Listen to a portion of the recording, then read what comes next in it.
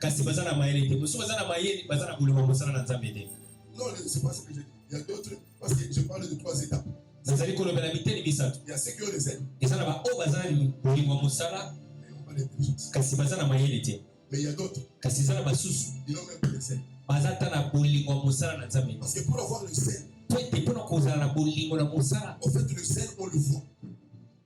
Bolingo mosala na nzambe ezali komona. La façon dont tu te comportes. Lolenge ozali komipesa. Pour Dieu. Pona nzambe. Mais lorsque moi j'étais dans l'église, molinga mitanga nazalaka netonga. C'est-à-dire que lorsque j'ai accepté Jésus-Christ comme Seigneur et Sauveur, je me suis retrouvé dans mon église en train d'être nazalaki dans le département de la chorale. nazalaki na bayembi. Moi aussi je chantais. Napenda ndabo yemba ezaka alpha uteta hiyo. Papa Eric azali wana témoin oculaire. J'étais dans la chorale. Nazalaki na bayembi. J'étais à l'intercession. Nazalaki na ba intercesseur. J'étais à la délivrance. Nazalaki na bato ba biki sangaba. J'étais à la jeunesse. Nazalaki na ba bilenge. J'étais aux hommes adultes. Nazalaki na mikolo. J'étais dans l'équipe de nettoyeurs. Azalaki na kati ya bato bazalaki osokola. Et même dans les réunions de maman, j'étais. J'étais là partout. Quand il fallait nettoyer les choses, j'étais là. Donc, même le pasteur de cette église, même s'il y avait la pluie, il pouvait se dire, je ne crois pas que Jean viendra. Je ne crois pas que Hubert viendra. Mais Christian, il est là. Et c'est comme ça que j'ai appris même à prêcher. Parce que quand à la dévotion matinale, le pasteur Jean-Claude était à prêcher. Il savait que Christian lui-même il avait un zèle. Mais commence par avoir le zèle d'abord. Parce qu'on ne peut pas aller très loin pour parler de la foi de Christ si tu n'as même pas le zèle pour Christ. Il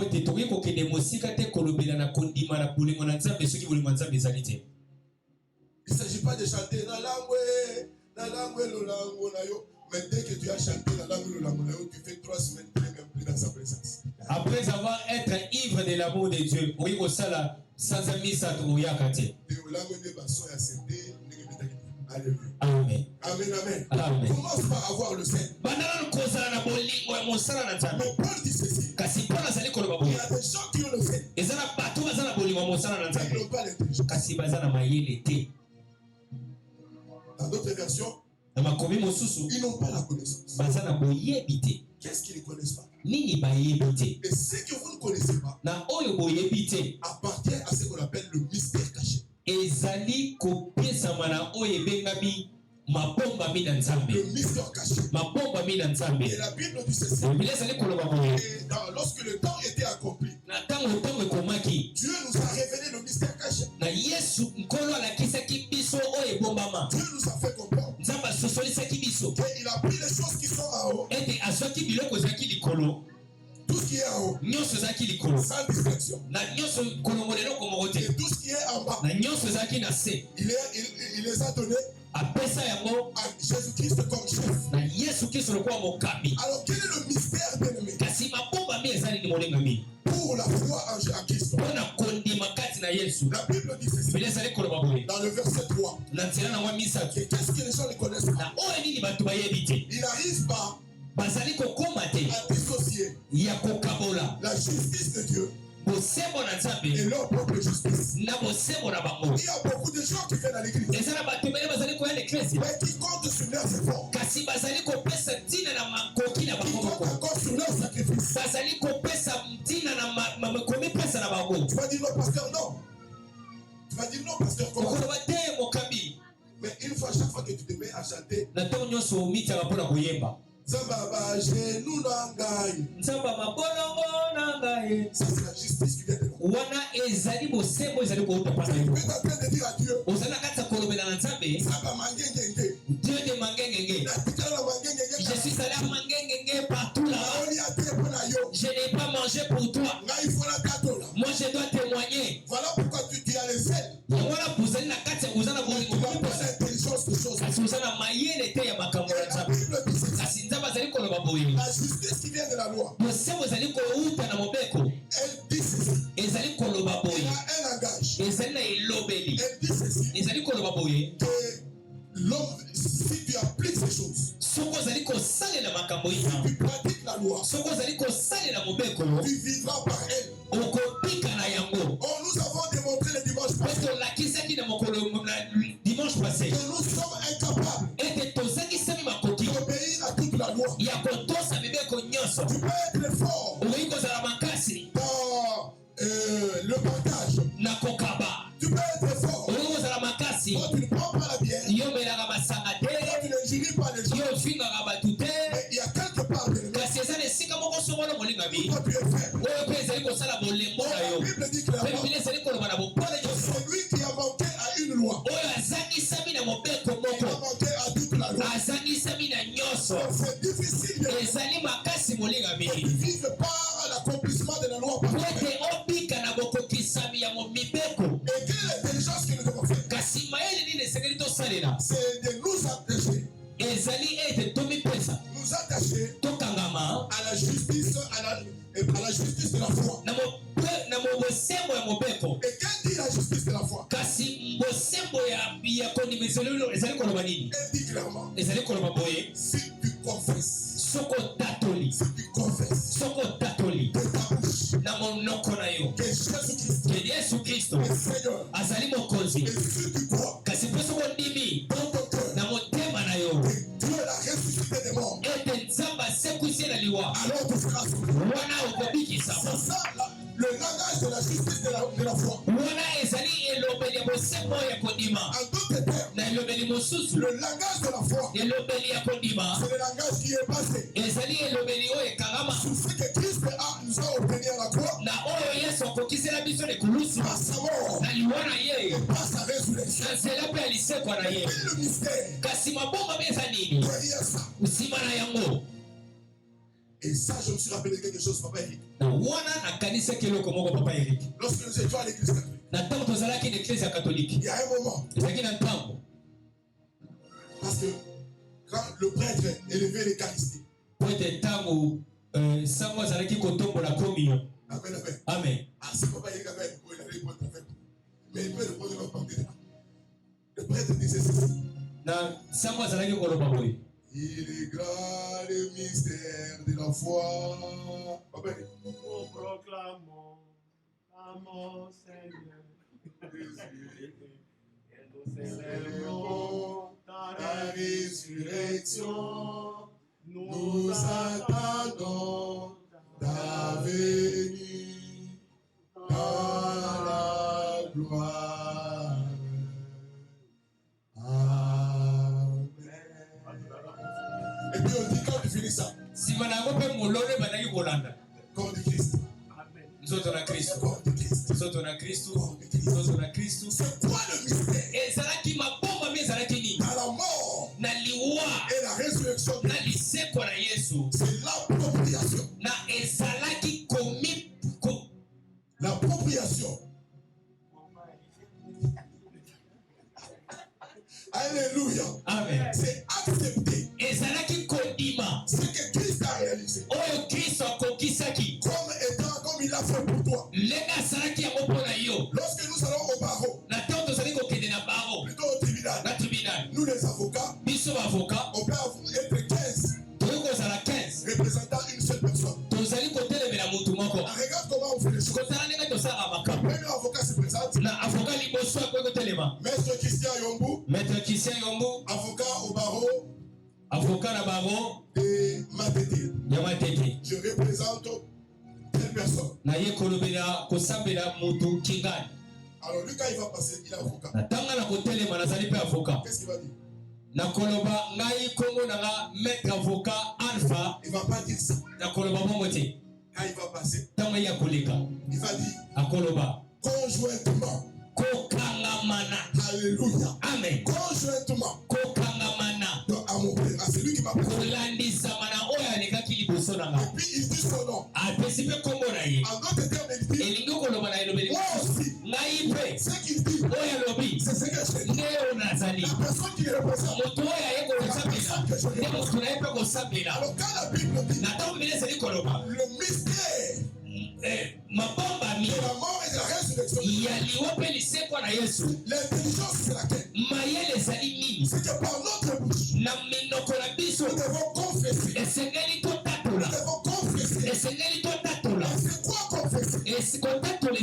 Confesser vient de mot grec qui veut dire homologuer. En français, homologuer. Bien aimé, c'est quoi l'homologation? C'est la reconnaissance d'une chose, d'une déclaration. Je vais te donner l'exemple. Lorsque je suis venu de l'université de Mbushimai, mes amis m'ont posé la question: tu vas étudier où? J'ai dit à l'Unikin. Il dit c'est impossible. Parce que l'université de Mbushimai, d'où j'étais venu, n'était pas homologué devant l'État. Alors ils m'ont dit: tu vas passer l'état pour rien. Viens chez nous. Les universités privées. Que je vais. Je leur ai dit: moi, je vais étudier à l'Unikin. Je vais étudier à l'Unikin. Des amis sont allés voir mes parents, mes frères, pour leur dire: nous sommes chrétiens. Mais ils se trompent. Il ne peut pas entrer à l'Unikin. Parce qu'à l'Unikin, notre université n'est pas reconnue, n'est pas acceptée. Alléluia. Amen. Moi je leur ai dit: moi je vais étudier à l'Unikin. Et je suis allé à l'Unikin. J'ai donné mon dossier. Et moi je suis allé dans les auditoires. J'ai commencé à suivre les cours. Après plus de 4 et 5 mois, chaque fois qu'on affichait les noms, le nom n'était pas là. Mais mes amis me disaient: pourquoi tu te fais du mal? Je leur ai dit: je vous avais dit que moi je vais étudier à l'Unikin. Et je suis à l'Unikin. Même quand je restais moi-même, je regardais les listes, le nom n'était pas là. Jour après jour, le nom n'était pas là. Un jour dans l'auditoire, un professeur dit: les listes qu'on m'a données, les gens qui sont dans l'auditoire, vraiment il y a un surnom. Si ton nom n'a jamais été affiché, ils n'ont pas été scellés. Je suis sorti. Les larmes sont tombées. Parce que des fois c'est pas facile. Quand on marche avec Jésus-Christ.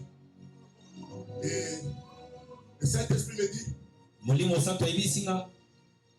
si ton nom n'a pas été affiché, il peut être écrit. Amen, amen. Alléluia. Amen. Et je suis parti. Après une semaine. J'arrive chez l'appariteur. Je dis: monsieur, bonjour, monsieur l'appariteur. Je voulais vérifier parce que mon nom, je n'ai pas vu jusque-là affiché au valve. Si ça n'a pas été affiché, c'est que tu n'as pas été vérifié. J'ai dit: non, non, il faut ouvrir. Ton registre là, il faut regarder. Il a commencé à regarder le registre. Il a regardé. C'est un bon livre là. Il a regardé. Parce que dans l'auditoire, c'était déjà plus de 2000 personnes. Alléluia. Amen. Il a regardé. Il est arrivé même sur la dernière page. Il dit: tu vois, tu es pas là. J'ai dit: non, c'est pas fini. Tourne la page. Alléluia. Amen. Quand il a tourné la page, Yombu Christian Yombu Kalunda. Vous savez ce qui s'est passé? Une semaine après, l'État congolais reconnaît l'université de Mbushimai. Notre université a été homologuée. Quel était le mystère dans ça? C'était la force de la confession. Donc la force de la foi. C'est quand tu confesses. Quand Jésus est là, Jésus est là. Tu dis, toi tu es Jésus. Tu dis, j'ai vaincu la mort. J'ai vaincu la maladie. Et moi je suis à côté de lui. Je me sens très mal. Toi fais comme si tu es Jésus. J'ai vaincu la maladie. J'ai vaincu la maladie. J'ai vaincu la mort. Et moi je passais. Déclarez encore. J'ai vaincu la maladie. J'ai vaincu la mort. J'ai vaincu la maladie. J'ai vaincu la mort. La confession c'est celle-ci. Si comme ma tête on les a bouillé. Conjointement à Jésus. Même si c'est la douleur, conjointement à Jésus. Si je m'en conjointement, si Jésus a dit, je suis libre. Conjointement à Jésus. C'est ça la force de la confession. Si c'est pas un lingala, comment ça veut dire? Un vrai quinoa. Je suis malade. Et toi tu dis, Yesu lobi. Un frère qui veut le dire. Avec sa douleur. Il dit, même moral. Alléluia. C'est ma très bien aimé. C'est de ma confession. Si vous ne voyez rien, je regarde à ce que Jésus a dit.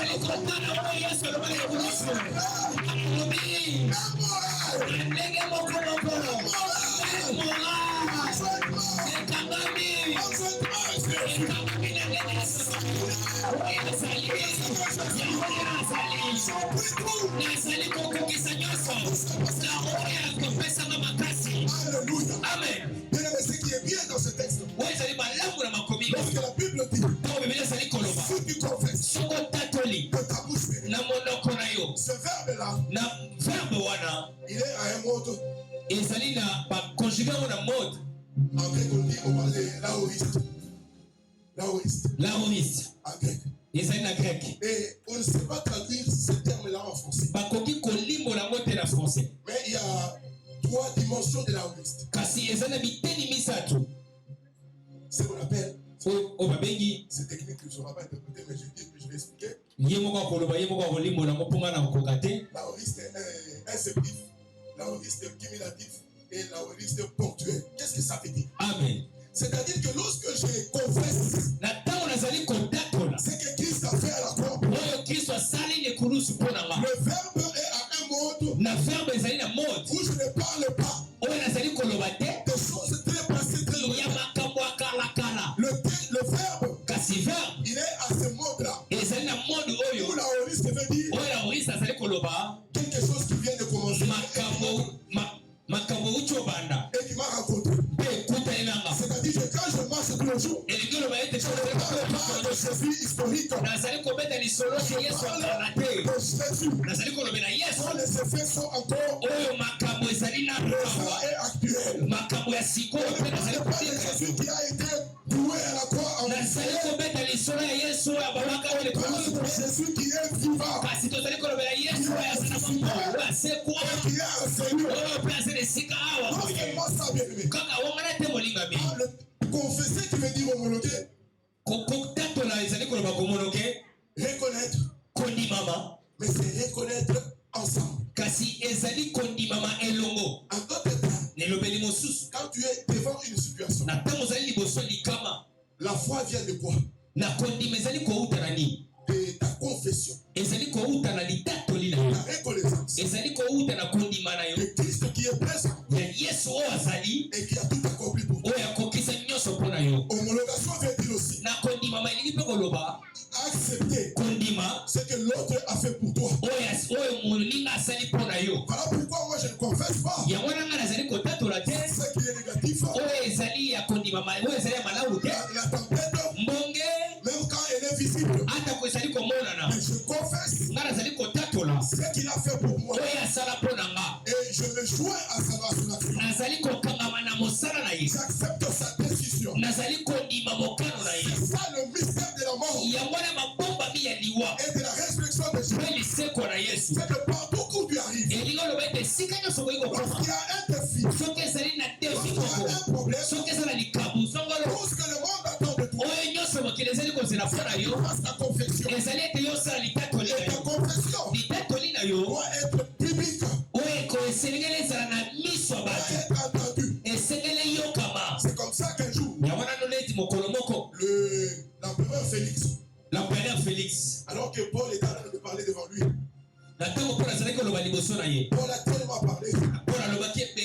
Et écoute ce qu'il va dire. Yoka ya koloba. Abite. Je préfère qu'on s'arrête par là. Na kosepela to suga wana. Parce que je risque de confesser Jésus-Christ comme Seigneur et Sauveur. Po ete suga nango na kokomba na kotatola Yesu lokwa mokonzi pe mobikisi. C'est-à-dire en d'autres termes. Engolo bana ne lobeli mususu. Dans son cœur.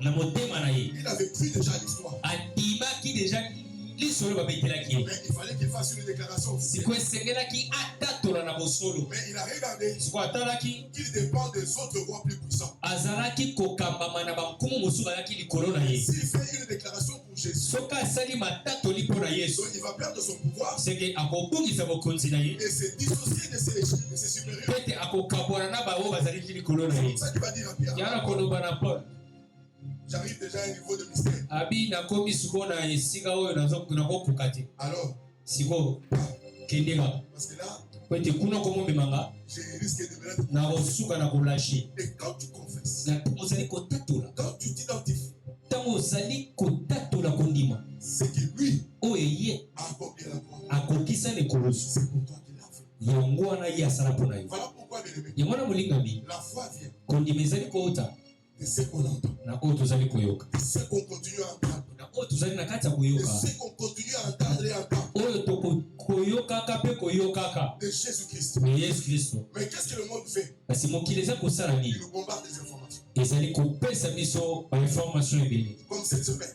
lokwa semaine oyo écoute des informations yoka bainformation belliqueuses. Tu as arrêté. lobi ezali kaka bellikese na bellikese, Semaine où ezalaki bellikese na bellikese, belliqueuse. C'est bellikese ezalaki information. révélé par quelle belliqueuse. bato bakei na bellikese, samedi bellikese, Les autres, journée bellikese, les autres, bamosusu boîte de nuit nouveau. boîte de nuit ya sika, Non, non, au nouveau, oh, ça c'est peut-être école. kuna masasi ebetaki. Les autres, bamisusu des chrétiens même, sur leur, bakristu sur leur statut, na bastatut na bango habit, dans l'année comme 1950, profitez au doté. amen. Bamousou Soubadje, Et les autres maîtres, Franklin on lui a mis le sparadrap sur la bouche. bakangi ye munoko, Parce que c'est vieux Franklin. batuni ye Franklin ouais. Dis quelque chose, non? loba eloko mokoko, Les autres, babiso balobi Bandeko, bandeko. Nenge dollar, les autres semblent ça. Mm. Il va payer 1000 qui dit ça aux embouts.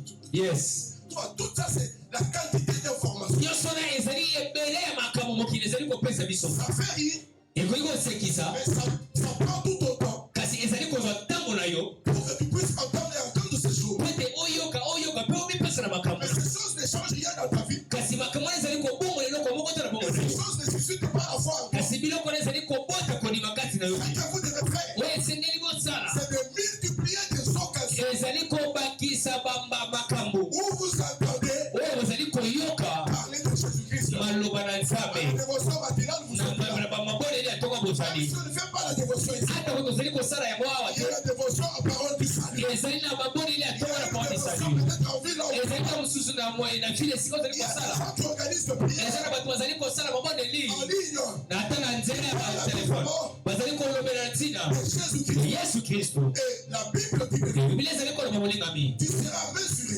okomekama avec la mesure na bomekano que toi tu as utilisée. oyo esalela, Tu entends parler de quoi? ozali koyoka batina nini, Tu entends parler de qui? masolo nini oyo ya nani ozali koyoka. Prophète bien-aimé. zwa ntango molingami Capitalisme. na kokisa tonisa Le temps d'entendre, ngonga oyo de parler de Christ. ya kolobela ntina ya Kristo, C'est ça l'intelligence wana nde mayele que tu peux ajouter oyo okoki kobakisa à ton zèle. na komipesa na Le yo, zèle que tu as pour Dieu. komipesa na mosala na Nzambe, Le mystère mabombami de la confession ya matatoli de la mort de Jésus-Christ. ya liwa na Yesu. La confession.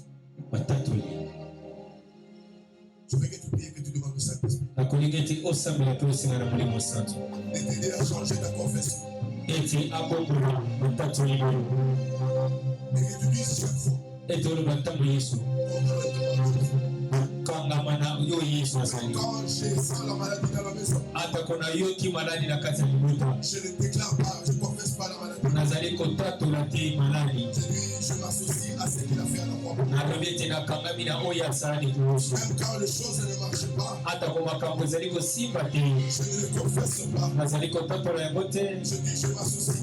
Nalobi ete nakangami. Conjoins-toi Nakangami à Christ à ce qu'il a accompli à la na croix. oyo Kristo akokisa. Même quand les enfants ne savent pas dans l'école, Ata ko bana baza na makoki kokende bitelo te. je ne pleure pas. Je Nazali kolela te. conjoins-toi Nakangami à ce kaka. que Christ a Na accompli. oyo Yesu akokisa Parce que mpona. le mystère de la Oke mort mabombami ya matatoli réside dans la confession. ezali kokangama na matatoli. Réside dans la confession. Ezali kokangama na Que matatoli. le Saint-Esprit Ete molimo santu te donne de comprendre ces choses. atinda ete ososola makambo oyo Et que tu changes ta confession. ete obongola Que tu makutatoli changes ta confession. obongola kotatoli Prie, prie. sabela sabela sabela kombo na Yesu. Vraiment, sois plein de la tristesse,